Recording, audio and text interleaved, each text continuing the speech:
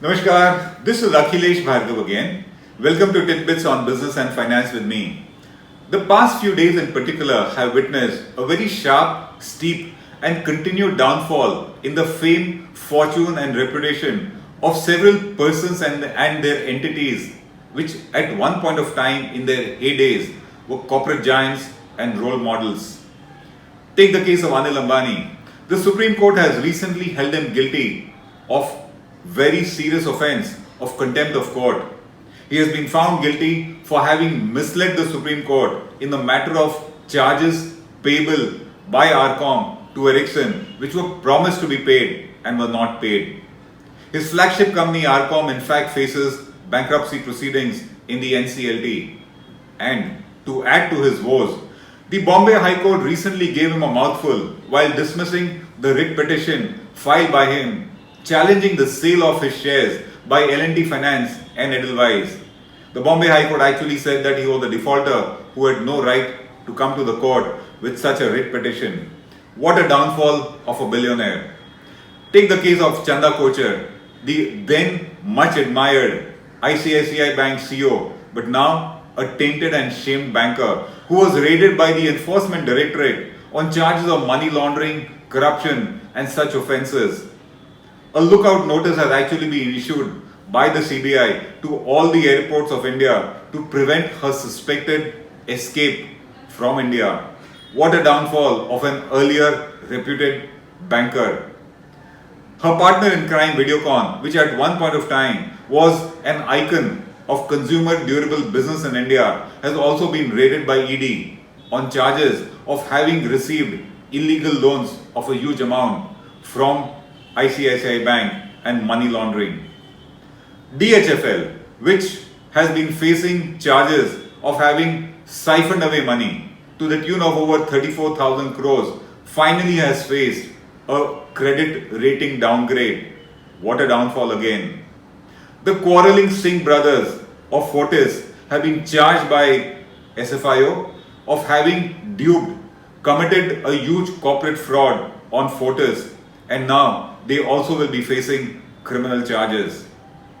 Take the case of ILFS promoters Ravi Parthasarathi and Hari Shankaran. They have been charged of having cheated the ILFS group by having taken illegal, unauthorized and unreported remuneration of almost over 300 crores. They also face charges of money laundering, and let me tell you, this duo was a formidable and much feared duo when they were in power. At the moment, they are personally in shambles.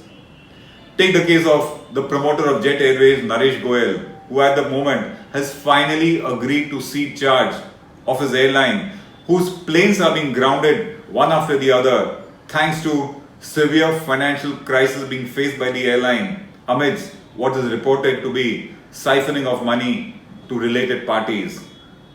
The promoter of Zee, Subhash Chandra, as well as Anil Ambani have managed to sign temporary truce with their lenders as they now fervently seek to sell their assets to repay their loans. What a downfall again. The question is, why has there been such a sharp U-turn in the fortunes and fame of these powerful, influential men? At one point of time in their prime, they could do nothing wrong. The system was solidly with them. They got all the support and access of the system, a privilege and preferred treatment by way of licenses, approvals, access to the most influential babus and netas, and most importantly, they were given bank loans by financial institutions and bankers like money flowing on tap, even though they never deserved it. They were role models, they were case studies in business schools, and it is they who at some point of time also gave us lectures, ironically, on corporate governance, integrity and ethics. These very men, because of their cultivated image, very carefully cultivated image, they gamed the system. They managed to also raise huge money from the public. Our Power, Reliance Power, many years ago had actually raised money from the public of over 10,000 crores at fabulous premiums. Shareholders have lost huge money because of this entire facade that was created around them, and today their empires are in shambles, their reputations are in tatters, and their empires are a shadow of what it was at one point of time. Take the case of the Anil Ambani empire. The market capitalization of this group in 2007 was over 2 lakh crores. Today, it has come down to about 25,000 crores, and it might be receding even further. Take the case of Chanda Kochhar.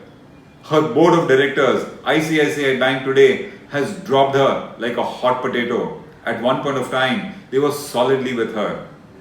The fact remains is, if you'll actually look behind, if you see with hindsight, you will actually realize that these persons were creations of the system. The system colluded with them. The system was complacent. The system favored them, and they were creations of the system. And when the system abandoned them, which we see now, because probably their crimes became too difficult for the system to handle anymore, and so when the system abandoned them, they have also collapsed. They were pirates who manipulated and gamed the system, and it is because of that that they became billionaires or they became admired bankers. But the fact is, they had a lot of skeletons in their cupboard. As long as the system was with them, they were famous giants. As long as the system helped them, they kept drawing money from the banks, they kept getting orders from the system. But as soon as the system abandoned them, they have become infamous dwarfs who run a reputation risk. The fact is that the system colluded with them, and in this process, it deprived many deserving entrepreneurs of what they should have got. Take the case of RCom. Today, it owes over 45,000 crores to banks who might get nothing out of it. This 45,000 crore could have been given to so many other deserving entrepreneurs who did not get it. It is these entrepreneurs who also managed to get huge orders from the system. Take the Rafael order of 30,000 crores which has gone to an Anil Ambani defense group company with no track record in defense. In the process, other deserving entrepreneurs lost. India lost. The fact is, these men were the creation of a system, and now their bad times are also because they've been dropped by the system. It is correct and it is good that they are facing punishment. It actually must be ensured that their misconduct does not go unpunished. But let's be fair, they were not alone in the game. They had partners in the game. And the partners were the men who manned the system and favored them indiscriminately at the cost of others. If these entrepreneurs, these former giants are facing the music now by the law, then their collaborators in the system, whoever they were, must also be identified, and they too need to be punished. India lost because of the system colluding with them, and that is best symbolized by the huge mountain of NPAs, bad bank loans that we have today, because of which the Indian economy has actually immensely suffered. This is Akhilesh Bhargava signing off till we meet again. Namaskar.